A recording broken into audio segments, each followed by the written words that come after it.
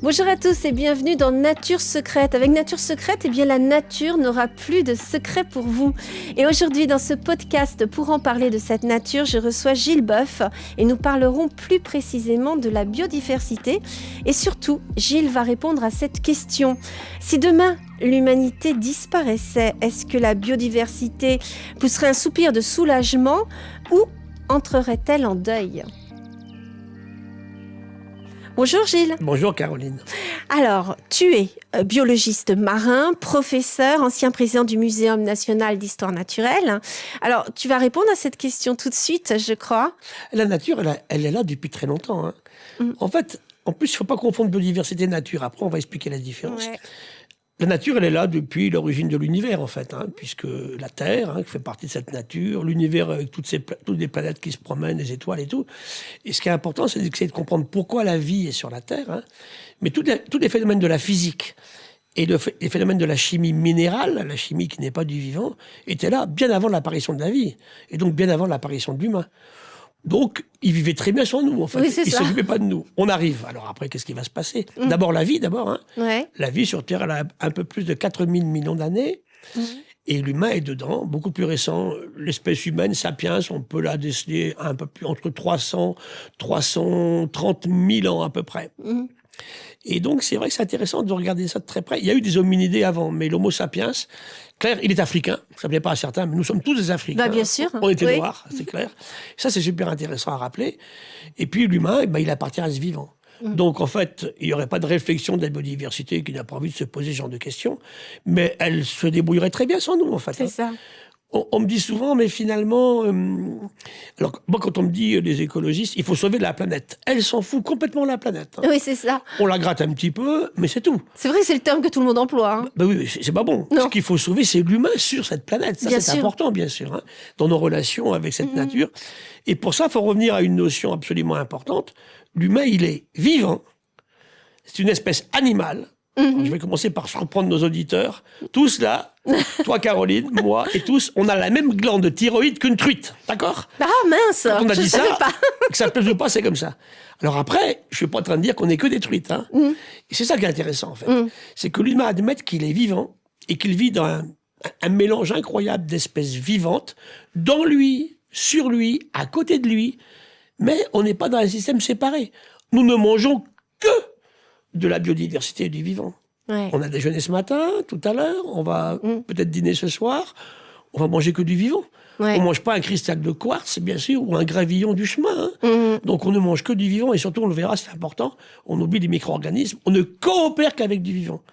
Et si on est beau, là, heureux aujourd'hui d'être ensemble, là, eh bien c'est parce que simplement, on est en bonne relation avec nos bactéries, dans nous et sur nous. Bon, bah ça, c'est une bonne introduction, en tout cas. Alors, comment tu résumerais ton parcours ? Moi, je suis un petit garçon qui a été élevé à la Pointe Bretonne. Pas des parents qui étaient sur ces questions-là, mais j'ai eu une chance fantastique. Les dieux m'avaient donné une mémoire absolument incroyable que j'ai pas perdue. Et ça m'a beaucoup aidé. Et tout petit, à 8 ans, je me rappelle, j'avais envie d'être biologiste, chercheur. Alors, à l'époque, je rêvais de travailler sur des venins de serpents. J'aimais bien les serpents. J'en élevais beaucoup, ma maman n'aimait pas trop ça. Alors elle m'a dit un jour, arrête les serpents. Alors j'ai commencé à élever des papillons, hein, c'était plus facile. Et puis finalement, j'ai passé 20 ans de ma vie à travailler sur les migrations des saumons. Donc on voit que c'est les rencontres que l'on fait. Ça reste bien sûr de la biologie.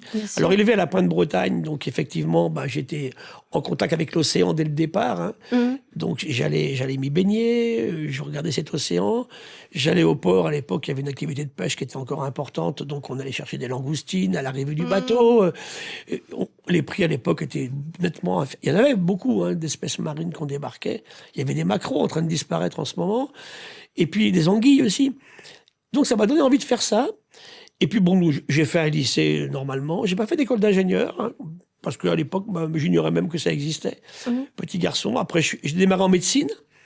J'ai fait beaucoup d'endocrinologie. J'aimais bien la science des hormones, qui sont en fait les molécules qui nous connectent au monde vivant qui nous entoure. Hein. On en reparlera un petit peu tout à l'heure, quand on parlera des perturbateurs endocriniens. Bien. Et puis, j'ai fait de l'océanographie. J'ai passé une première thèse à Bordeaux. Et puis après, à l'époque, il y avait du travail pour les jeunes qui avaient des neurones et qui apprenaient, qui avaient envie de faire des choses. Donc, je vais passer 20 ans dans un organisme qui s'appelle le CNEXO, puis l'IFREMER. Et puis, moi, j'avais des gènes de prof d'université, je crois, depuis le début. Donc, au bout de 20 ans, je me dis, oui, je me mets sur le marché. Et la première université qui dégaine, c'est Pierre et Marie Curie, à Paris, qui était la plus grande université scientifique et médicale de France. Et je suis professeur, mais je voulais pas vivre à Paris à cette époque-là. Donc, on me donne un laboratoire marin en pays catalan, à Bagnols-sur-Mer, au sud de Perpignan. Ouais, je vois tout à fait. Ouais, je connais. J'y ai vécu j'ai toujours une maison là-bas, d'ailleurs, à Bagnols. Très sympa comme région. Et je vais travailler sur la Méditerranée. Et j'ai également, revenu à Paris après, donc je vais occuper ce rôle de président du muséum. Je vais avoir une chaire au Collège de France sur le thème qui était effectivement les relations entre l'humain et le vivant. Je dédie mon enseignement aux relations entre humanité et biodiversité. On expliquera à l'humain qu'il est dans la biodiversité, pas à côté. Puis après, une série d'aventures. Je vais être conseiller scientifique pendant la COP 21. Donc cette grande réunion à Paris 2015. À l'époque, la ministre était Ségolène Royal, à l'époque, la ministre de l'Environnement. Donc, je vais l'accompagner dans beaucoup de missions en Afrique, en Amérique latine. Et puis après, on va faire la COP de Marrakech. On avait fait la COP de Lima l'année avant, en relation climat-vivant. Puis après, on crée avec d'autres le CEBIOS, le Centre d'études et d'expertise sur le biomimétisme et la bio-inspiration. On en parlera un petit peu. Allez ce soir sur Internet, faites Nature égale futur. On a fait 60 petits films très jolis sur comment on peut s'inspirer du vivant. Puis après, ça va être l'aventure olympique, puisque je vais accepter de la part de Tony Estanguet la présidence du comité de transformation écologique des Jeux Olympiques de Paris. Donc on va faire des jeux les plus vertueux possibles. On avait tout le monde contre nous, l'extrême droite, les écologistes. On a donné du plaisir aux Français. Et on a mis en avant surtout les Paralympiques comme jamais ça avait été fait. Et on a fait des jeux avec une empreinte carbone 2,5 fois en dessous de celle de Londres ou de celle de Rio. Donc on a fait des jeux sympas. Et puis après, je continue maintenant. Puis depuis le début, je suis président d'une réserve naturelle dans les Pyrénées, dont je suis très fier, qui s'appelle la forêt de la Massane, près de la commune d'Argelès-sur-Mer, ou sur ma forêt, 340 hectares. J'ai autant d'espèces que dans toute la Bretagne.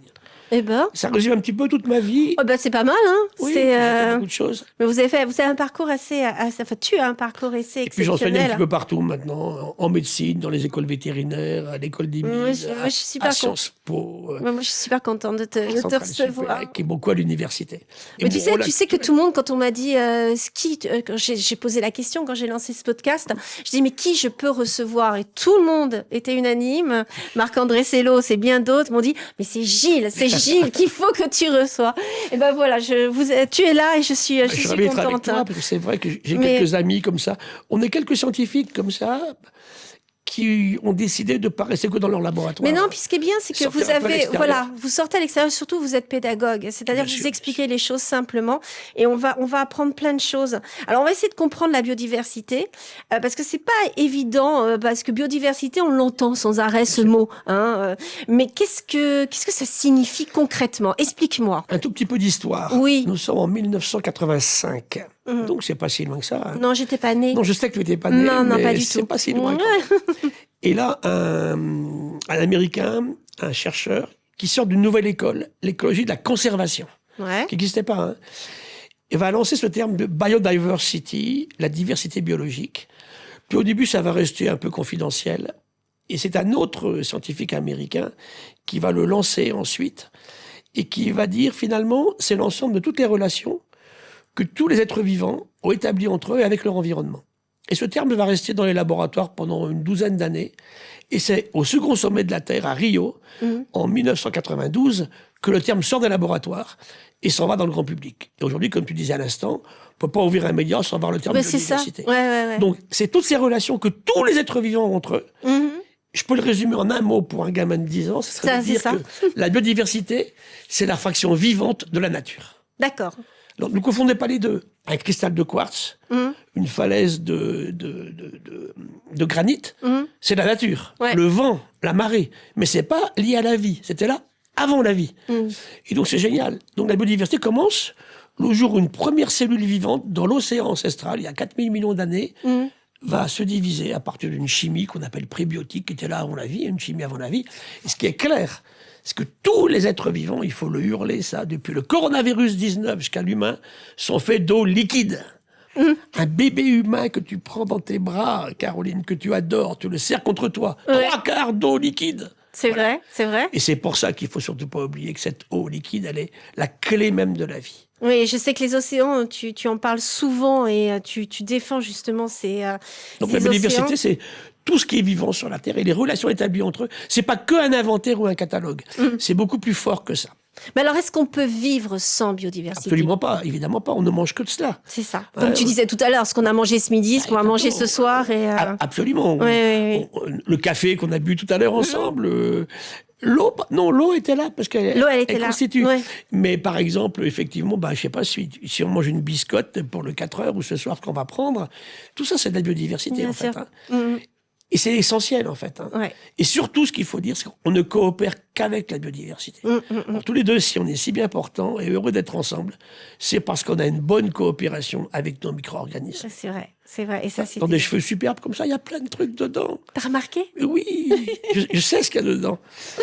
Je dis souvent aux gens, collez-vous un petit scotch sur la paupière un soir dans votre lit, et le lendemain matin, prenez une loupe binoculaire, vous regardez, ça grouille de trucs, Ouais, une c'est goutte de ça. Cantal, Mais tout grouille. un lit chaque matin, parce qu'on a dormi C'est bien vrai. humide à 37 degrés, que l'humain admette qu'il est vivant, Ouais. et qu'il vit totalement intégré dans ce vivant. Ouais, Et qu'on arrête de croire, et ça c'est un de mes leitmotifs, que si on abîme cette nature, cette biodiversité, on ne sera pas malade.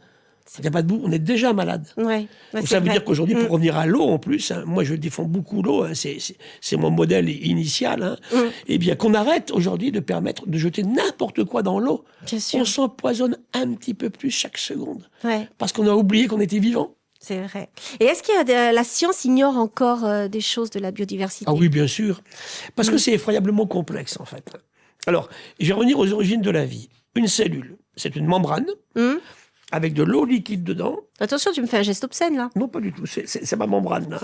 Et de l'eau liquide à l'extérieur. D'accord. J'ai pas fait ça, là. Et là, effectivement, ça communique en permanence avec l'extérieur.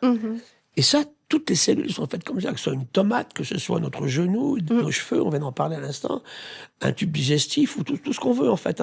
La peau, on parlera un petit peu du microbiote cutané tout à l'heure. Tout ça, c'est effectivement l'essentiel du système. Donc, dès le moment où on admet qu'on est fait d'eau, de cellules, qu'on est rempli de bactéries, on comprend que l'humain, il peut pas s'en passer de cette biodiversité. Et on sait que si la coopération ne se fait pas bien, c'est l'obésité, Ouais. c'est le diabète de type 2, c'est l'hypertension artérielle, Qu'on veut augmenter considérablement. c'est Alzheimer, c'est l'autisme. Alors, peut-être qu'il faut qu'on regarde ce qui se passe. Ouais. Et qu'on arrête de croire aujourd'hui qu'on ne sera pas malade si on abîme cet environnement dans lequel on est. Et alors, du coup, on va essayer de voir un peu l'état de la planète, parce que là aussi, ça faut en parler. Est-ce qu'on est vraiment dans une crise de la biodiversité? Est-ce que, justement, on est en train de complètement détruire le vivant Oui, on le fait. Alors, ce qui est dramatique, c'est qu'il y a eu des grandes crises. La vie, tout à l'heure, j'ai dit, elle a un peu plus de 4000 millions d'années. Très bien. Elle apparaît dans l'océan ancestral. Et j'aime beaucoup parler, par exemple, tous les deux, là, on a du sang dans nous. On a un liquide dans le cerveau, dans nos poumons, partout. Et il est salé, ce liquide. On n'est pas d'eau douce. Oui, c'est vrai. On est 3 fois moins salé que le grand frère océan, mais on est salé. Ça, c'est très important. Ça veut dire que si le corps humain est salé, c'est parce que la vie est apparue dans l'océan. Et on a une relation intéressante, cette eau salée au sein de chacun d'entre nous. L'océan, c'est 98% de l'eau de la Terre. Une eau qu'on ne peut pas boire. Non. Si on boit de l'eau salée, on va la recracher. Le goût n'est pas terrible, et puis surtout, on ne peut pas en vivre. Il y a des espèces qui savent faire ça. Le crocodile marin, les tortues marines, quelques oiseaux marins savent boire de l'eau de mer, ils la dessalent en fait. Nous, on ne sait pas faire ça. Nous, on n'a pas le procédé. Donc ça veut dire qu'aujourd'hui, on a un système où il y a les eaux douces, qui sont très très peu salées, pas zéro, mais très très peu salées. Les eaux saumâtres, qui sont entre eau douce et eau de mer, un estuaire par exemple, sur un rivage, et après l'eau de mer. Et tout le vivant s'est installé à ce niveau-là. Le vivant apparaît dans l'eau de mer, un jour il va sortir de l'océan, plusieurs fois, en différents endroits, sous différentes formes. Il va arriver sur une plage, parce qu'on passe pas directement de l'océan au sommet de la montagne. Alors, qu'est-ce qu'il fait sur la plage, ce vivant? Il remonte en rivière. Ouais. Il va d'abord jouer dans l'estuaire, parce qu'on a la même salinité que son sang à lui. Ça, c'est super intéressant. Ouais. Et puis, il va remonter en eau douce, ce qui n'est pas simple. Et puis ensuite, il va changer ses bronchies pour des poumons. Il va commencer à respirer hors de l'eau. Et ça, c'est absolument magique. Et pourquoi c'est intéressant de sortir de l'eau? Parce que si je prends un volume d'eau de mer, qui est en équilibre avec l'air, en gros, il y a 30 fois moins d'oxygène dans l'eau de mer que dans l'air. Donc quand on sort, il y a plein d'oxygène partout. Ouais. Et c'est comme ça que la vie marine va s'installer à l'extérieur, en fait. Et cette vie qui va apparaître va complètement changer la planète. D'accord. Puisqu'avant la vie, tout à l'heure, je disais, il y avait la physique et la chimie minérale. Là, le vivant invente la chimie organique, la biochimie, la biologie moléculaire, et elle va oxyder cette planète. Elle va remplir l'océan d'oxygène grâce à une réaction que tout le monde connaît, mais sans trop savoir ce que c'est, qu'on appelle la photosynthèse. Toutes les plantes, Oui, c'est sûr. des bactéries qui inventent ça. Donc je vais utiliser dans de l'eau liquide, sinon ça marche pas, dans de l'eau liquide, et je vais récupérer le gaz carbonique, le CO2 en excès, qui nous empoisonne aujourd'hui, dans les gaz à effet de serre, la lumière du soleil, gratuite, offerte par le soleil, et grâce à ça, je fais de l'oxygène et des sucres. Tout est parti comme ça. D'accord. Et quand on mange une plante, c'est ça en fait. Oui, On ne sait c'est pas faire ça. ça, mais on mange ceci. On appelle la production primaire, le plancton de l'océan. La magie, elle est là en fait. Et donc, le vivant qui... Et quand l'océan est saturé en oxygène, l'oxygène sort de l'eau. C'est comme un vase que je vais remplir.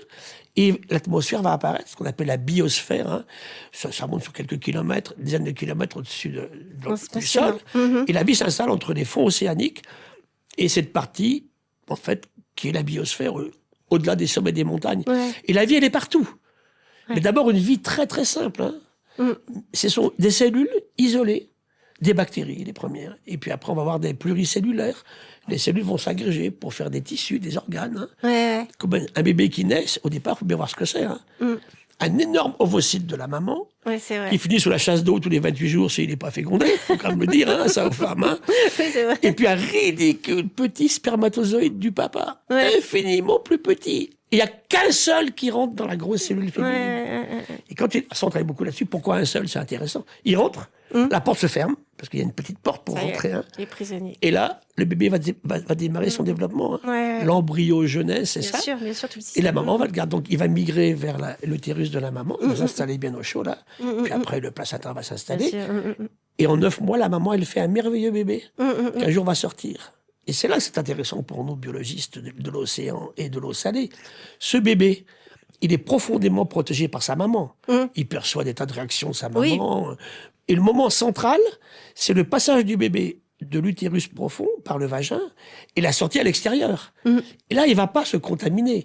Il va s'ensemencer des bactéries de la maman. Et ça, c'est fondamental pour nous aujourd'hui. Oui. Ouais. Si ça se passe pas bien, il aura des soucis. Alors maintenant, d'ailleurs, dans les cas de césarienne, on le fait depuis 25 ans, on refait un frottis vaginal à la maman, et on remet ces bactéries dans la bouche et dans l'anus du bébé. Ah ouais. Et ça marche très bien. Et D'accord. maintenant, on continue après avec du copain médecin. Il me dit, maintenant, on continue quelques mois pendant la première année du bébé pour bien booster son immunité. Ouais. On refait un frottis et Je savais pas. on le réensemence des bactéries de la maman. Ouais. Et on fait un super bébé. Ouais. Et d'ailleurs, je pense qu'il y a beaucoup d'hommes politiques, quand je les écoute aujourd'hui, qui ont dû avoir un très mauvais ensemencement bactérien à leur naissance. On dira pas les noms, je mais... vous laisse les choisir. Non, moi, ça y est, je les ai vus, je les devine. Alors, c'est vrai qu'il y a certaines espèces qui disparaissent. Alors, qu'est-ce qu'on a déjà perdu comme espèce? Et surtout, qu'est-ce qui peut encore être sauvé? Normalement, on devrait tout. Mais le problème, c'est que moi, j'ai quelques chouchous. J'ai des puissantes attractions. On m'intéresse énormément, moi, aux migrateurs, les poissons migrateurs. Parce que, étant un marin, ces animaux, on connaît à près de 33 000 espèces de poissons dans le monde. 1 sur 100 sait faire ça, 330. Ils savent passer de l'eau de mer à la rivière, ou de la rivière à l'eau de mer. Les plus célèbres, on va en parler, l'anguille, le saumon atlantique, l'esturgeon, par exemple. Et ces poissons sont absolument fabuleux. Tous, en ce moment, sont menacés d'extinction. Voilà, un groupe, parce qu'on a pollué les fleuves, on a fait des barrages dessus, on a la pollution dans la zone côtière, dans l'estuaire, agricole aussi, et puis industrielle, bien évidemment. Donc ça, c'est un exemple d'espèces qui sont vraiment en ce moment en danger critique d'extinction. Qu'est-ce qu'on a perdu? D'abord, si on comprend les raisons de l'extinction que l'humain est en train de mettre en place, destruction. J'enlève une forêt. Ouais, ça... Il y avait une mare, je mets un parking par-dessus. Je fais des villes, je fais des autoroutes, je fais des aéroports. Donc je fais ce qu'on appelle artificialiser les sols. C'est la grande cause. On détruit l'environnement, les vivants, il s'en va, puis il revient comme il peut par la suite. Deuxième cause, on pollue et on contamine. On met de la chimie partout, on met des choses très dangereuses. On déverse aussi dans les océans plein de choses. Et ça va ensuite en mer. Bien sûr. La mer, c'est l'exutoire complet. Donc ça, c'est important à dire. Ensuite, on surexploite. On pêche beaucoup trop. On coupe beaucoup trop de forêts. C'est la surexploitation.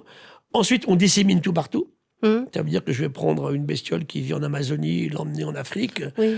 Des fois, de façon absolument pas voulue. Le moustique du paludisme, il est passé de l'Afrique au Brésil.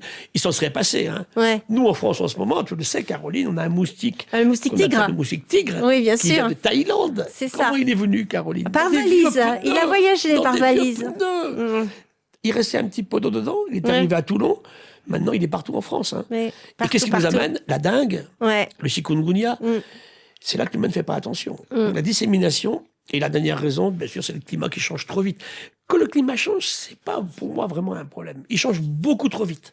Tu as changé le climat. Hein. Donc Oui, c'est cette et puis raison-là. j'ai l'impression qu'à chaque fois on dit qu'il faut atteindre tant de degrés, et à chaque fois on recule, on Il faut recule, ne on pas recule. dépasser, parce que Oui, voilà. ça va trop vite. Ça va. Dans le passé, il a fait beaucoup plus chaud que ça. Beaucoup plus froid que ça.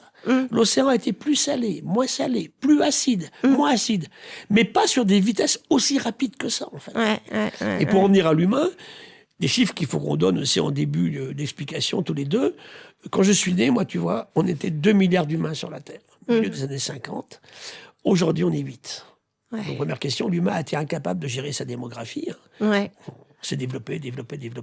Donc, c'est en relation avec l'exploitation des ressources, bien sûr, minérales et vivantes. Ouais. Alors, les ressources vivantes, on me dit, bah, c'est super bien, l'agriculture, l'aquaculture, c'est vrai. Le drame aujourd'hui, c'est que on enlève plus que ce que le vivant est capable de reproduire chaque année. Oui.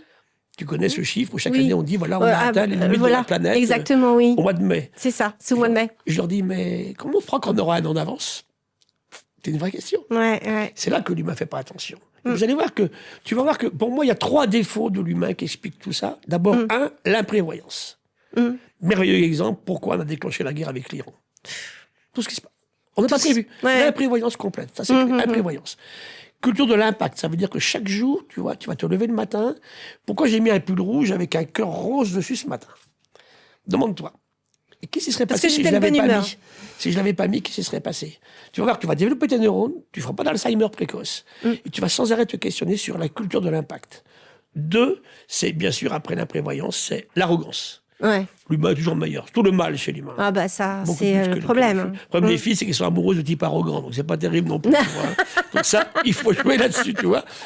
3, la cupidité. Et là, j'ai regardé, malheureusement, La cupidité. garçons et filles sont aussi cupides les uns que les autres. Bah oui. On veut toujours plus. Ces 3 défauts, pour moi, expliquent aujourd'hui l'effondrement du vivant autour de nous. Et ce manque de culture de l'impact fait qu'on est dans la situation actuelle. Et Mais vrai ça, c'est qu'on ce que crée tu les dis. conditions. Il y a pas de solution. Enfin, parce que ça empire d'année en année. On le voit. Notre cerveau, nos neurones. Caroline, il faut que ça change là-dedans. Mais oui, mais comment veux-tu que ça change là-dedans si tu réfléchis l'évolution avec même les nouvelles technologies, tout ça, les gens sont de plus en Bien plus. C'est problématique. On est dans. Bien sûr. Tu sais, moi, en écologue... On travaille de moins en moins notre cerveau. On lit de moins en bien sûr, moins. bien sûr. On observe de moins en On moins. émousse nos sens, tu as raison. Par exemple, moi je vois avec les militaires, on discute beaucoup sur les effets de la température, sur les guerriers. Quand tu prends un gamin de 20 ans, chauffé depuis qu'il est tout petit pendant l'hiver, refroidi pendant l'été, et que tu le balances dans une jungle tropicale humide où tu as 100% de vapeur d'eau à l'extérieur, il ne peut pas vivre. Maintenant, Il perd oui. face au local qui lui court avec sa... Mais là, on est dans quelque chose on peut pas reculer en arrière. En fait, C'est pas reculer en arrière. on tu peut. sais, on va se mordre la joue tous les deux, là, se tirer les cheveux. Je suis vivant. Oui. Et si tu y penses, je t'assure, ça va changer. On fera beaucoup Bien moins sûr. de bêtises, en fait. T'as L'eau, raison.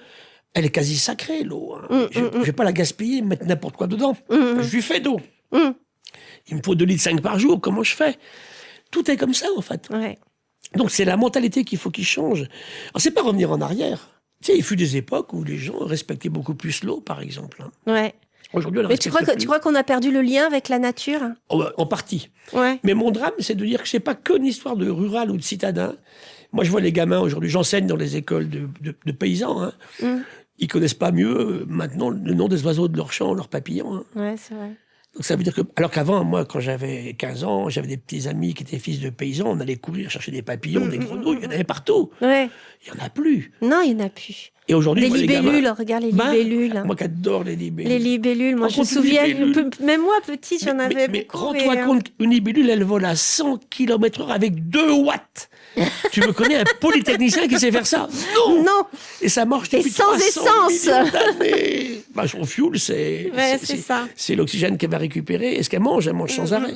C'est une grosse tête avec 2 énormes yeux et une bouche incroyable, avec des poignards incroyables. Mais il y en a de moins en moins. Bien sûr. Avant, il y en avait plein. Moi, je me souviens. Parce que maintenant, elles sont très sensibles, justement. L'arbre est aquatique. À la pollution. Des saletés dans la mare, elle disparaît. Ouais, voilà. C'est un animal, mais extraordinaire, digne d'émerveillement. Où est-on notre émerveillement, Caroline? Mais on l'a. Et on est là pour, Émerveillons-nous. justement, on est là pour émerveiller les gens. Bien sûr. Et leur donner envie d'observer, de changer leur mentalité et tout ça. Complètement. Alors, est-ce qu'on peut concilier économie, développement et biodiversité? Ça dépend quelle économie. Hein. L'économie actuelle, certainement pas, parce que l'économie actuelle consiste à faire du profit en détruisant cette nature et ce vivant, ou en le surexploitant. Ça, c'est basta. Ouais.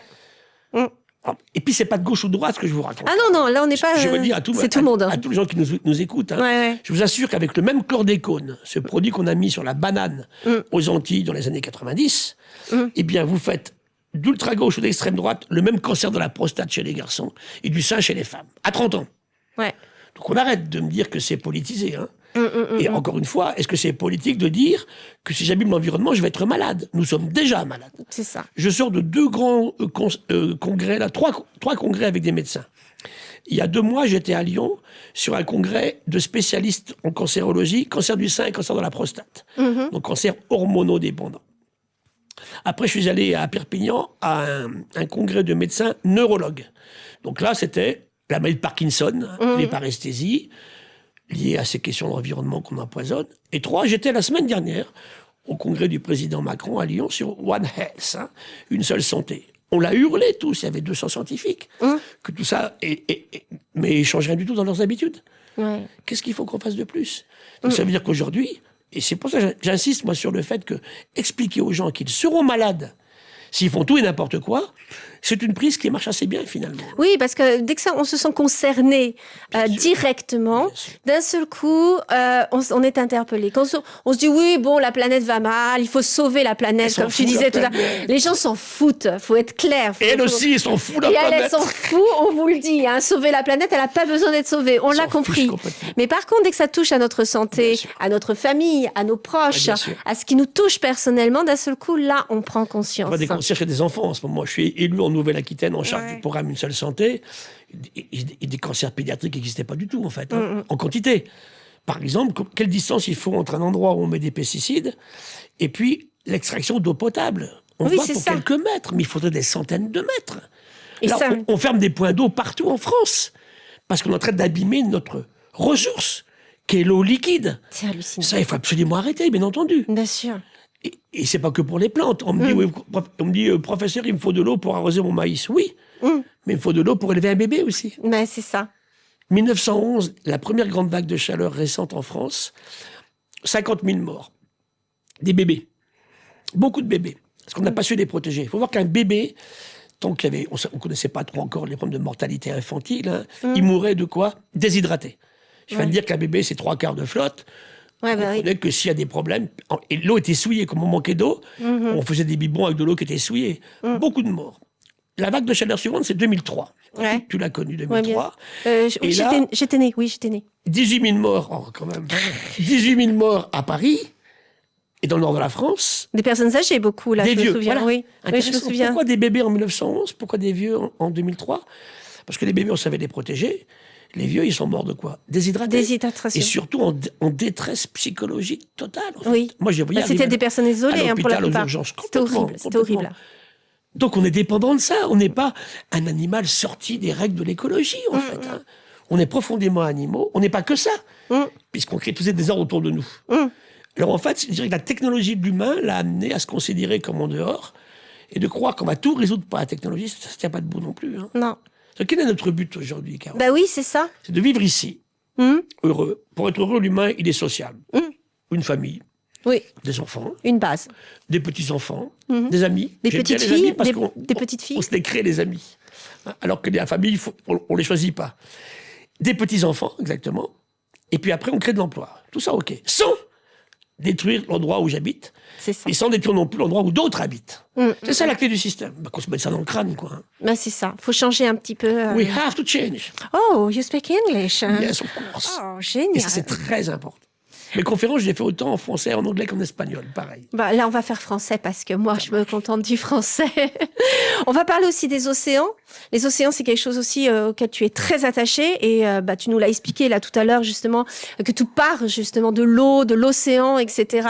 Comment le protéger, cet océan qui est aussi mal en point? J'aime bien que tu te sois reprise. L'océan, il n'y en a qu'un.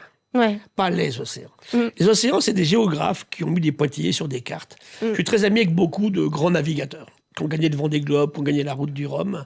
Tous, ils me disent, avec Titouan Lamazou, avec Roland Jourdain, avec Franck Gabard, hein, Ouais. quand ils font le tour du monde, ils ne voient pas de pointillés sur des cartes. Hein. Il y a un seul océan. Si je prends de l'eau à 400 mètres de fond, où que je sois, c'est la même. Par contre, il y a une multitude de mers. Hein. Oui. La mer Caspienne, c'est pas la Baltique, c'est pas la Méditerranée. Donc un océan global. Et c'est pour ça qu'il a ce rôle sur le climat. Et cet océan, il est lié à deux facteurs physiques essentiels, qui sont la température, on va en parler, Ouais. et la salinité. Parce que l'eau, en fait, elle est plus lourde quand elle est froide et salée qu'une eau douce et chaude. Ouais. Donc, en fait, les mouvements de l'océan sont liés à ça, en fait, à des mélanges d'eau. Et toute la circulation océanique est gérée par ça. Et l'océan, ce qui nous a apporté de fabuleux depuis qu'il existe, depuis que l'humanité existe, mais il avait commencé avant, c'est qu'il est capable de stocker ce CO2 en excès que nous, on a produit par nos industries. Il a stocké 93% de l'énergie en excès qu'on a produite depuis la révolution industrielle, hein, depuis l'émission des gaz à effet de serre, pétrole et charbon. Hein. On est à peu près à l'époque de la Révolution française. Et de cet océan, il nous fait, on l'oublie, la moitié de l'oxygène de la Terre. C'est ça. Donc tous les deux, si on est si bien portants et heureux, les arbres en font la moitié, mais l'océan en fait l'autre moitié. Ouais, c'est ça. Et c'est pas l'eau de mer qui sait faire ça, Caroline. C'est le vivant dans l'eau de mer. C'est tous les micro-organismes, les virus, surtout les bactéries, les micro-champignons, les micro-algues, hein, ce qu'on appelait des protistes tout à l'heure. Là, c'est ça. Et c'est la clé du système. Donc si on abîme ça, on aura quelques soucis. Ouais. Ce matin, j'ai discuté avec des gens, justement, j'étais à un colloque là, sur les questions d'espèces marines. En ce moment, le changement de température fait que, par exemple, ça favorise un sexe par rapport à l'autre, chez certains poissons, dont le sexe garçon ou fille dépend de la température d'incubation des œufs. On regarde ce qui se passe aussi aujourd'hui avec les problèmes de salinité, par exemple. Et puis l'émission de produits chimiques dangereux dans les fleuves, donc qui arrivent en mer, hein, sur le littoral. Bien sûr, ça. Et tout ça entraîne des désordres incroyables. Hein. Et ça peut faire leur nid, ces petits poissons. Mais en fait, quand je t'écoute, c'est pas que je suis dramatisée, mais je me dis voilà, ça peut pas s'améliorer parce que la Terre se réchauffe, les températures augmentent, on déverse de plus en plus de liquide. Avec les conflits internationaux qu'on a, on est en train de polluer notre planète, nos eaux aussi. Hein. Donc en fait, essayons de terminer sur quelque chose de positif. Parce que, ok, nous, il faut qu'on prenne conscience. Nous deux, on a conscience. Les gens, pas forcément.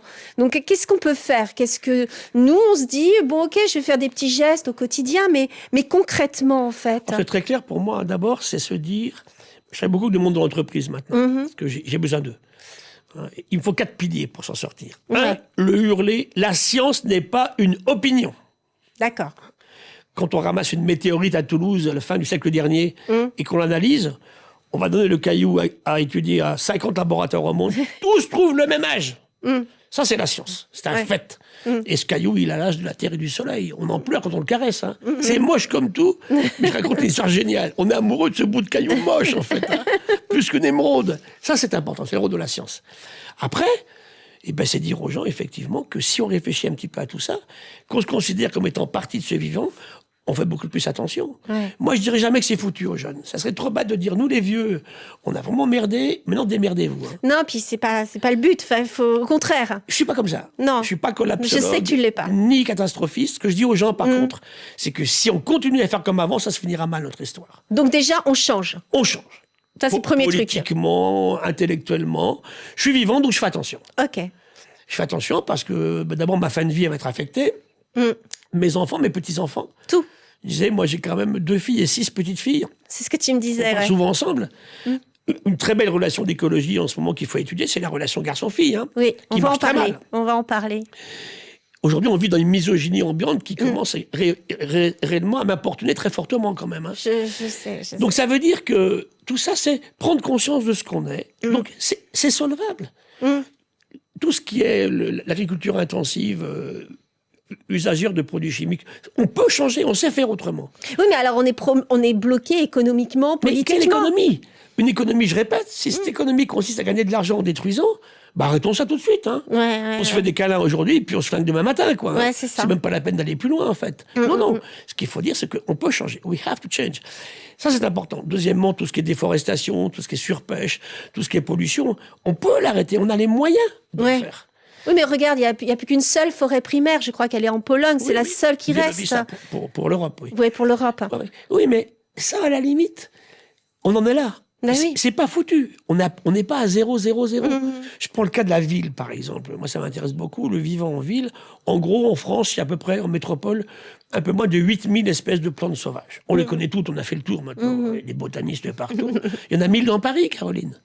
C'est super intéressant. Alors, c'est pas la forêt tropicale humide, hein.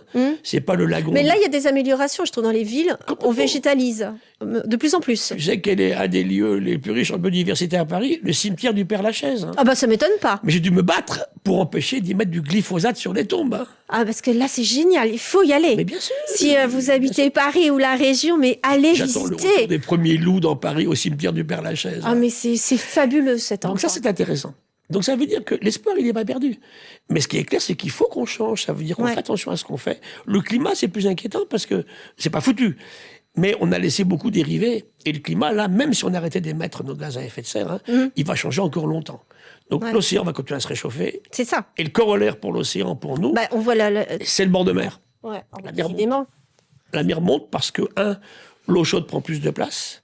2, tous les glaciers continentaux sont en train de fondre.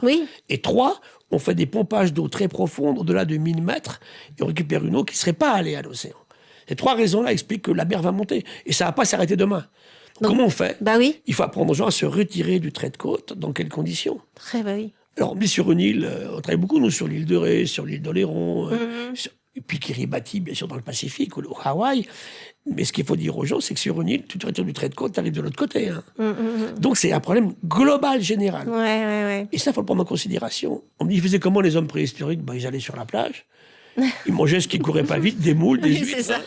Puis après, quand ils avaient bouffé, ils allaient ailleurs. On a fait des villes. Caroline, Bangkok, New York... toutes ces grandes villes du monde sont menacées. En France, Bordeaux, Nantes, ça veut dire qu'aujourd'hui, on a des îles en France très très basses aussi. Alors, je dis pas que ça sera demain, mais il faut qu'on prenne ça en considération. On a la science qu'il faut, et arrêtons ce terme épouvantable d'écologie punitive. La punition, Caroline, c'est de faire un cancer à 30 ans parce que tu as mangé un produit dangereux. C'est ça la punition. Est-ce que les mathématiques sont punitives ? Ça ne tient pas debout. Alors après, il ne faut pas confondre écologie et écologisme, j'ai dit aussi tout à l'heure. Hein. Ah oui, explique-moi justement ce truc. L'écologue, c'est un chercheur qui travaille sur l'écologie, qui est la science des relations entre les êtres vivants. Tes cheveux et les bactéries qui s'y trouvent, là, les acariens qu'on a sur la peau, hein, ça c'est l'écologie. L'écologie, c'est un mouvement politique. Ils ont le mérite d'exister. Hein. C'est très bien, bien sûr. Hein. Mais je pense quand même qu'aujourd'hui, la résolution de nos problèmes ne passera pas que par eux, pas exclusivement. Il faut que tous les partis politiques fassent de l'écologie scientifique aussi. Et pour ça, il nous faut effectivement de la science, il nous faut de la politique, laquelle il nous faut des ONG, des citoyens, ce qu'on appelle au muséum les sciences participatives, et des entreprises. Et ceux qui pensent qu'aujourd'hui, si on ne met pas l'entreprise avec nous, pas toutes, hein, il y en a, je n'irai pas les voir. Je parle des grosses, mais je n'irai pas chez elles. Mais il y en a qui travaillent très bien. Entreprises à mission, par exemple, qui font un travail fabuleux. Ils ont compris que le business demain sera fini si on laisse tout dériver. Et bien, tout ça en même temps, je garde un espoir pour qu'on puisse faire quelque chose de bien. Bon, c'est bien, on finit sur quelque chose de positif. Tu tiens à parler de la condition de la femme. Et je suis contente que tu échanges sur ce sujet. C'est pas le thème de ce podcast, on est sur la nature, mais la nature humaine fait partie aussi du mot nature, donc bien évidemment. Qu'est-ce que tu penses de la... Alors, je suis mal placée pour te dire, parce que là, c'est vrai que j'ai démarré mon podcast, j'ai pas encore reçu de femme. Et je regrette. Il faut absolument. Mon prochain invité sera une femme, et je défends beaucoup la cause des femmes, et j'en suis très fière. Parle-moi, toi, des femmes. Ce que tu en penses, justement. D'abord, j'ai toujours une très grande sensibilité féminine. féminine, j'ai un côté féminin, j'admets Il parfaitement. faut. Même si je suis un C'est très bien. macho mâle, blanc, mais non. n'empêche que beaucoup de considération, j'avais des sœurs. Et c'est vrai que je me suis rendu compte qu'un fait très banal, je suis endocrinologue au départ, hein, c'est l'arrivée des premières règles chez la petite fille. Mes sœurs, c'était 13-14 ans à l'époque, Oui, dans les années 65 par là. Après, oui c'est ça, la moyenne. maintenant c'est 10-11. Hein. Ah oui? J'ai un cas au CHU à Bordeaux d'une petite fille de 6 ans. Ça veut dire qu'on est dans un milieu Oui, mais là, c'est un problème... de perturbateurs endocriniens. Bah oui, bien sûr. On baigne dans les œstrogènes. Ça avance beaucoup. Et surtout, on s'en occupe pas. Ça fait mal, les règles. C'est horrible. Ça touche beaucoup je dirais, à l'état psychologique des jeunes filles. C'est une étape importante Mais pour une on femme. s'en fout royalement. Alors ça, déjà, ça m'énerve beaucoup. Ensuite, au cours de l'évolution, par exemple, moi, je vois les cas, effectivement, d'endométriose. Hein, j'ai eu ça. Dramatique, parce qu'en fait, au niveau, ça passe de l'utérus vers le vagin, et ça fait des règles très sensibles, avec beaucoup d'émissions, en fait, de sang. On s'en occupe pas. Donc ça veut dire que là, premier aspect où la femme, déjà, quelque part, est lésée. Quand on va aux toilettes, quelque part, j'adore faire la comparaison, il va toutes les femmes qui ont des queues pas possibles, nous, les mecs, on fait n'importe où. Sauf au salon du barbecue. Oui, c'est vrai. Je suis allée au salon du barbecue avec des hommes, il y avait la queue aux toilettes des hommes, mais pas celui des femmes. C'est la première fois que ça m'est arrivé. Et puis tu te dis, finalement, cette injustice-là, on va pas la pallier quelque part. Puis après, on arrive à la ménopause. Alors, on vit ça aussi de façon intéressante. Donc, je suis endocrinologue, donc on est vraiment sur des questions d'hormones ici. Et je vois, moi, maintenant, dans la nature, des produits pharmaceutiques qu'on utilise qui me féminisent mes poissons. Récemment, j'amenais au moment des Jeux Olympiques, pris dans la Seine, un petit flet, c'est un petit poisson plat, comme une plie. Et il avait, c'était un garçon, un testicule et un ovaire. Ah ouais? C'est la pollution. Ça veut dire que là, ça pose des questions qui ne sont pas inintéressantes. Alors les femmes, pourquoi je les défends? J'étais bouleversé quand j'étais le conseiller scientifique de l'accord de Paris en 2015 par les femmes africaines, tchadiennes, ougandaises, qui vivaient dans une misère dramatique. Il faut quand même bien voir que dans un camp de réfugiés en Afrique, dans le système actuel, on fait ce qu'on veut à une femme. Donc elles sont battues, elles sont violées, elles arrivent là. En plus, moi j'étais en Ouganda où on parlait anglais, elles arrivaient du Congo, elles parlaient français. J'étais ébloui en fait. Et me racontaient toutes les mêmes horreurs, en fait. Leur capacité de combat. Ces femmes, elles vont collecting water, chercher de l'eau. L'eau, de bonne qualité, de plus en plus lointaine du village. Elles vont à 15 ou 20 kilomètres, avec sur la tête un bidon de plastique chinois, qui contient entre 15 et 20 litres d'eau. 15 à 20 kilos. Pour faire ça, elles vont pas à l'école, Caroline. Je sais. Deuxièmement, elles n'ont aucune rémunération pour faire ça. 3, elles ne sont jamais propriétaires des terrains sur lesquels elles travaillent. Et 4, elles font des mauvaises rencontres en route. Ça commence à faire beaucoup. Pour moi, c'est la première question d'écologie globale. Et ma deuxième, c'est de ramener de la vie dans les sols, bien sûr. Donc, tu vois, on est sur quelque chose... Alors, pourquoi la femme? Parce que relisez le texte sorti le 2 décembre 2015, au moment de la COP21, le discours de la ministre, sur la perception qu'ont les femmes du changement climatique. C'est magnifique. C'est sur Internet, en français, en anglais. Hein. Vous allez voir que la femme n'a pas du tout la même perception. Et là, je découvre avec horreur, à l'époque, on a fait ça en novembre 2015, sous le seuil d'extrême pauvreté. Moins de 1 euro par jour et par personne. 72% de femmes. Alors que vous, les femmes, passé 25 ans, vous êtes plus nombreuses que les garçons sur la Terre. Il naît un peu plus de garçons, et après, quand ils font des bêtises, ils disparaissent plus vite. Et par contre, ce qui est intéressant dans l'autre sens, je m'intéresse beaucoup à ça, sur la longévité, les 50 derniers records du monde, c'est-à-dire l'humain le plus âgé, 48 femmes. Ah ouais. Alors malgré les misères qu'on vous fait, vous êtes plus résistante aux agressions et plus résiliente. C'est vrai, c'est vrai. Je pense que vos œstrogènes on donne la vie. Aider. On donne la vie. Bien sûr. On donne la vie. Et quand je racontais tout à l'heure l'histoire du bébé, là par exemple, j'aime beaucoup ça parce qu'une femme qui a eu un bébé garde en elle, à vie, dans son organisme, des cellules du bébé vivantes qui se divisent. C'est vrai. Et qui jouent un rôle dans ses défenses immunitaires. Ah, bah écoutez, il faut faire des bébés alors. Il paraît que les Français font de 8, moins. Pas 8. Hein. Non, pour un 8, faut un peu si régler tout ça. Si un ou deux suffisent à l'instinct maternel, c'est pas mal. Bon, bah, en tout cas, merci beaucoup, Gilles, pour toutes ces belles paroles. Et je trouve très positives parce que quelque part, on a les solutions qui nous sont données. C'est à nous maintenant d'agir. Et c'est grâce à des gens comme vous qu'on peut agir. Donc, merci. J'ajouterai un tout petit truc, si tu veux bien, Caroline. C'est le rôle du monde associatif. Oui. Ce que je crains beaucoup aujourd'hui dans les mouvements politiques qui se mettent en place, en Europe et en France, c'est qu'on les détruise. Tout à l'heure, j'ai parlé effectivement des entreprises, j'ai parlé de la science, j'ai parlé effectivement de la politique, mais il faut aussi parler des entreprises, on l'a dit, mais les associations d'environnement, elles ont un rôle fondamental. Ouais. Les gens qui forment à la connaissance de l'environnement sont très menacés aujourd'hui. Ils sont menacés économiquement, tu veux dire? On va leur couper les vivres et tout ça. Ouais. Et ça c'est dramatique. Et il y a beaucoup de femmes dans ce monde-là. Ouais. Moi, je vois qu'ils vont dans les... dis-nous des associations qu'on pourrait soutenir, des associations que tu trouves justement qui ont... C'est important que les gens puissent aussi aider quand on peut. Les associations de formation à l'environnement, par exemple. Ouais. Il y en a beaucoup. En France, il y a des grandes. Il y a France Nature Environnement qui regroupe à peu près je les connais, des centaines d'associations. La LPO qui joue un rôle important. Sur l'océan, il y a Éthique Océan. Il y a Sea Shepherd qui se bat aussi. Qui se bat aussi pour tout ça. Donc, tous ces systèmes sont très importants parce qu'ils mettent sur la table publique, ils mettent des choses intéressantes à creuser.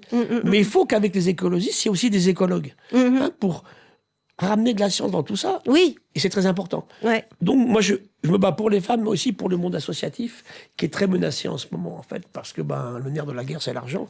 Et aujourd'hui, on part au plus pressé et on ne met pas l'argent là où il faudrait qu'il aille. Le problème, il est là. Hein. Le pass culture. Ouais. Je termine là-dessus. C'est que dalle.